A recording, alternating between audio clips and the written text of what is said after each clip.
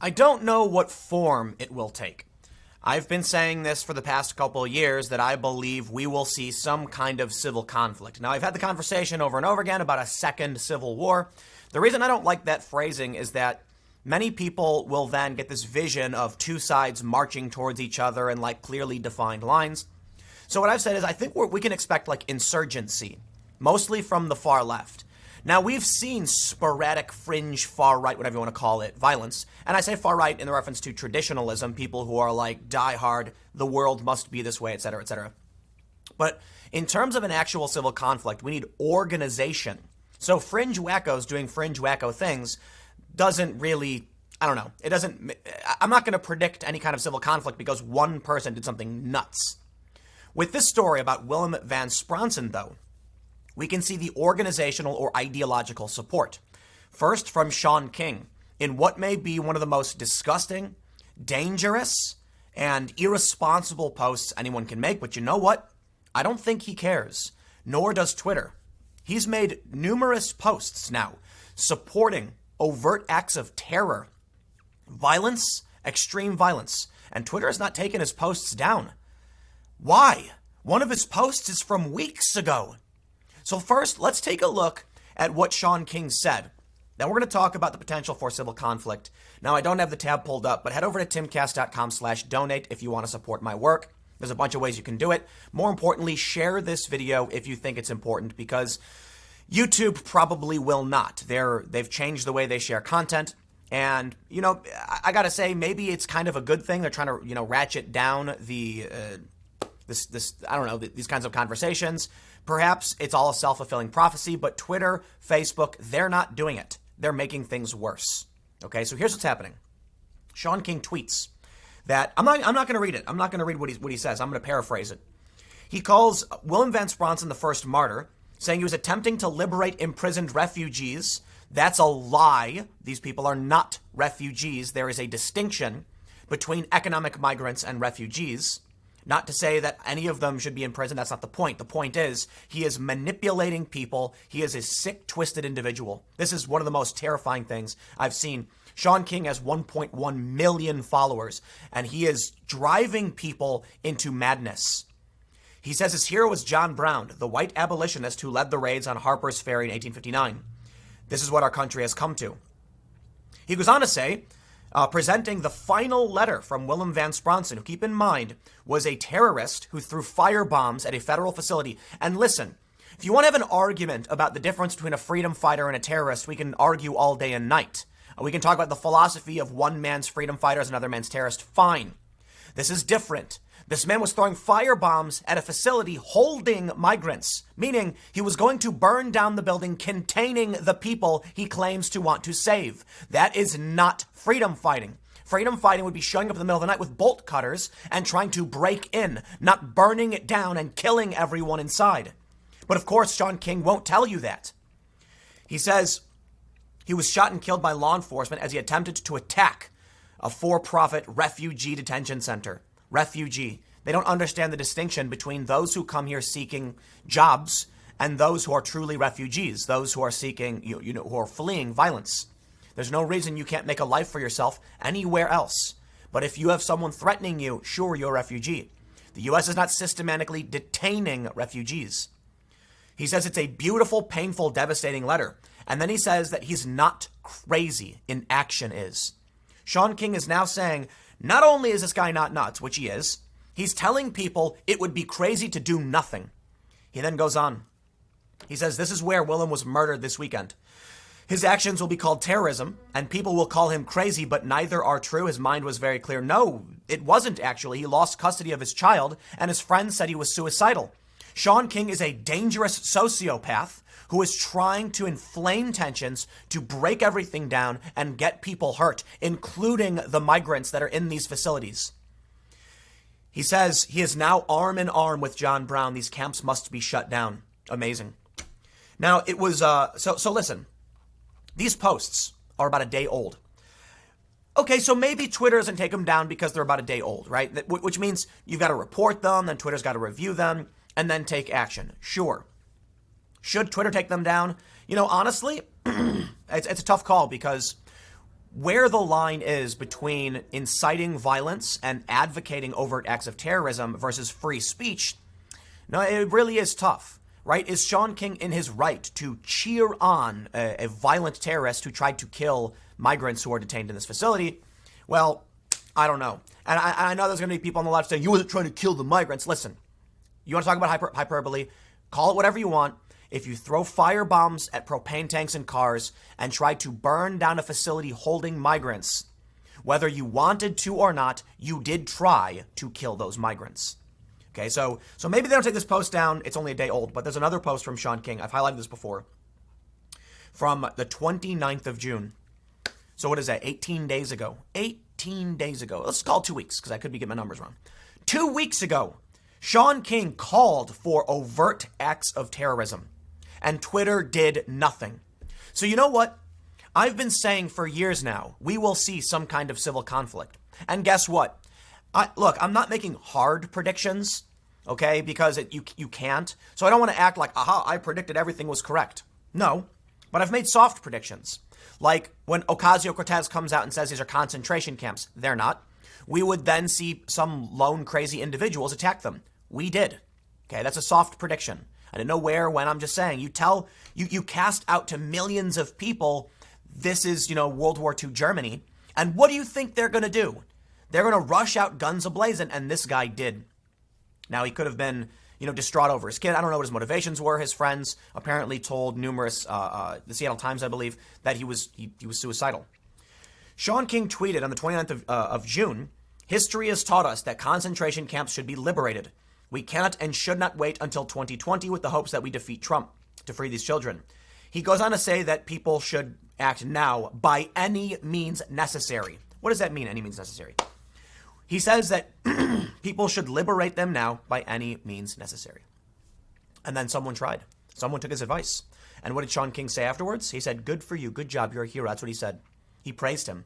He called for violence and then praised him. How is this man still on Twitter? I ask you. It's because Twitter is full of it. I don't care about the argument about bias against conservatives, okay? You want to ban the Proud Boys because they were fighting in the streets? Fine, go and do it. But this is a man with 1 million followers telling millions of people to go commit terrorism. That is horrifying. And it's making people lose their goddamn minds. And I'll tell you what happens next.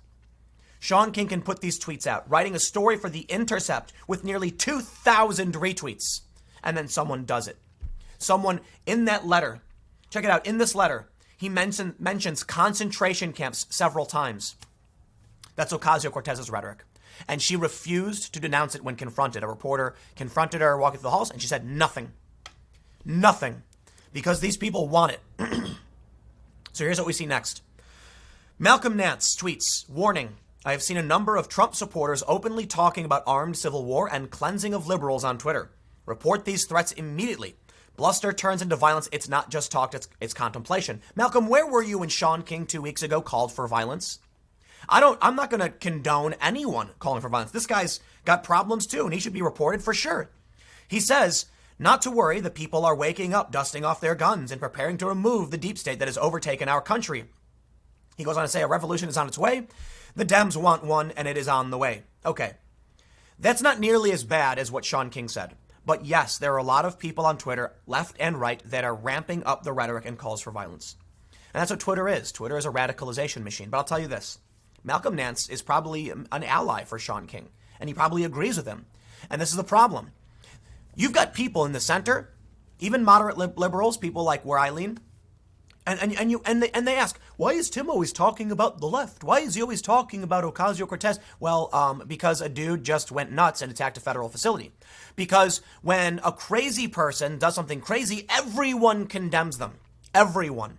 When a fringe, far-right, whatever you want to call it, extremist, everyone condemns it. The media runs nonstop, and everyone says, yup, this guy was a monster. Let it be known. But what happened when this guy goes out to the ICE facility with firebombs? Shaun King praises him. The media doesn't even call him a terrorist. They say a man was shot and killed. Protesters show up within about a day supporting him. And where's Malcolm Nance? Nowhere to be seen. Because these people like Shaun King are so quick to point to the right and shriek Nazi over and over again And then when people go out and commit violence, they say, good for you. That's the problem with the left today, okay? It's not all of the left. There are certainly individuals that I think are good people, big high-profile personalities. I'll name them. Jimmy Dore, Kyle Kalinske, David Pakman. Great progressives, people on the left. Now, they're much more staunch on the left, focused on Trump. But here's the thing. They're not going on, Jimmy and Kyle Kalinske and David aren't going on YouTube and shrieking Nazi over and over again. They're just talking about Trump's policies, foreign policy, and issues like that. David Pakman has been critical of some intellectual dark web types, but that's really it. That's great. Be critical. Engage in moderate, debate and conversations. But what about Malcolm Nance? What about Shaun King? What about CNN, MSNBC? When they only talk about one thing, when they claim that Trump is a leader to these fringe far-right extremists, he's not. What happens then? These people are radicalizing other people. Check it out. This is a story I've highlighted before. Let me zoom in for those that are watching on YouTube. It's from the University of Missouri. Moderates are losing their voice. Twitter is amplifying the fringe far left and right. But here's the thing. Twitter bans the fringe far right. So what we get are conservatives who have no problem condemning violence, moderates who are shut out by both sides, the passive liberals, as defined by hidden tribes, nowhere to be seen. And the fringe far left is free to run about and do their thing. Think about it. The Proud Boys got banned just as a blanket ban. They said, okay, the Proud Boys are gone. Even if the individual broke the rules or not, they didn't care. They just banned them all. Shaun King is openly advocating for overt acts of terror and praising a terrorist, and Twitter has not banned his account. You see where this leads? When you allow the left to do this, I'll tell you what's going to happen. We're going to see insurgency. We already are, okay? This guy's showing up. First, there was a guy trying to bomb a statue. Now we got a guy at the federal facility. I believe it's fair to say there will be more. There's going to be some massive event in, I believe, 1 month from now in Portland. That may be potentially a shot heard around the world. We have no idea. It's going to be a huge confrontation between left and right in, I believe, in Portland. So it's hard to know exactly what will happen, but I will say this. The insurgency is going to waken white working class voters. They're going to be terrified. We're seeing stories about the Pledge of Allegiance being banned, stories about the American flag being pulled down or replaced by a Mexican flag. We're seeing Shaun King go on Twitter and advocate terrorism against federal facilities. I think Trump is going to win, hands down, 2020. But here's the other thing. Look, I was wrong in the 2018 midterms. I thought because of all this, we were going to see the Republicans sweep again. I was like, dare I say it, maybe even a supermajority. They didn't. They did take some seats in the Senate, which is more indicative of the presidency than anything. But here's the crazy news. The New York Times published data showing that Trump's base mostly didn't vote in the midterms. What does that mean for the Senate? It means that in 2020, when Trump's zealous supporters come out to support their president, they will be voting in the Senate. Well, maybe not the Senate, maybe some. I'm not sure who's running on Senate, what their schedule is. But Congress. The New York Times said the Democrats don't have a voter turnout advantage. They're supposed to. They won't. Because white working class voters are expected to turn out in record numbers. It means the Democrats could lose the House.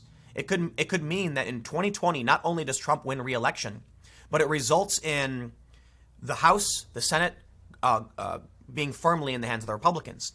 Now, look, I hate making predictions, but I will say, I don't know how you can ban the Pledge of Allegiance and pull down the American flag without scaring Americans into voting for the more nationalist president. I don't know how you convince the apolitical individuals who don't care for voting that they should vote for Democrats based on Democrats wanting to give illegal immigrants health care. Obama couldn't get universal health care done for Americans. It was too expensive. Ocasio-Cortez has been criticized because she has no plan to pay for it. And now the Democrats have skipped over how they pay for Americans' health care straight to give to health care to other people. I got to say, I do not see how Trump loses. Economic forecasts, the incumbent advantage, his approval rating, the waking up of white working class voters, according to the New York Times. But I will say this. I'd be a fool to claim I know it will happen because I was wrong in 2016. So the data points in one direction. But again, the data pointed to Hillary winning too, so I have no idea. But I don't want to make this video a half an hour long, so I want to make sure I get to some other stories just very quickly. This story from is from foreignpolicy.com, 2017, March. This was before Charlottesville. Will we have a second civil war? You tell me. What are the chances of another civil war breaking out in this country in the next 10 to 15 years?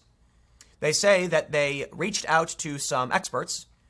I asked a group of smart national security thinkers that question the other day over my wild boar burger at Austin's Do. That sounds pretty good. Wild boar burger later. Maybe I'll get that. You know, enjoy a nice meal before when everything goes south. You will not have luxury foods. You will barely have water. Let's read on. I was surprised that the range of answers ran from 5% to 95%. I would say the consensus was about 35%. What do you think are the chances? Please email me, yada, yada, yada. Speaking, okay. Well, so we'll skip over that. Now we have this story from January. Russian official cancels U.S. visit saying Second American Civil War is underway. There was a quote, I think I might have it pulled up or something, that said, the Civil War doesn't start with guns, it ends with guns. And we are in the Civil War today, and we are seeing the point where guns break out. So who knows how long it will take, but we've seen people with guns. Militias are training. I kid you not, militias are training. We have footage that will be coming out soon on Subverse. It might be a doc showing the various factions. But we've got a far left. We've got guys showing up to ICE facilities with AR-15s, unregistered ghost AR-15s. Vox.com, high-profile NBC funded, put out a story saying stop making Second Civil War clickbait, but then a couple weeks ago put out a story saying leftists should get guns to defend their communities or something like that. What do you think comes next? In this story from June of last year, almost a third of U.S. voters think a second civil war is coming soon. What led them to believe this? And I think it is the extreme polarization of politics in general. The Democrats are going far left. They're rallying around policies Americans can't get behind. But more importantly, there is a massive and growing racial divide, and that is going to be scary. It is. You've got media constantly berating talking about white privilege and white people. You've got the New York Times hiring a woman who posted overtly racist tweets for years, and they defended her. There's a clear double standard. Racial lines are going to be a huge component in the second civil war, civil conflict, whatever you want to call it. But back to I want to go to my original prediction. I don't think I got to that point. I want to make sure I finish this off. Either we will see an overt, right-wing versus left-wing style insurgency in battles across the country. We've been seeing increasing violence. Or we will see the left insurgency causing Americans to call on the state to protect them, an expansion of federal powers and a massive decrease in civil liberties, and a rise in federal and state power, police patrolling streets, etc. That authority is going to shock people and may lead eventually to the complete and total downfall. So let me just end with the final thought. Shaun King, how is he still on Twitter? I ask this seriously. They have banned other accounts for glorifying this man. Why is Shaun King still on Twitter? Twitter is biased. And I hope when Twitter, I don't know if Twitter is going before Congress. I don't think they are, but I hope our politicians call them to task and highlight this specifically. This was an attack on a government facility. And Twitter has kept these posts up for weeks. Let me know what you think. The next segment will be at 1 p.m. on this channel, youtube.com/TimCastNews, and I will see you all there.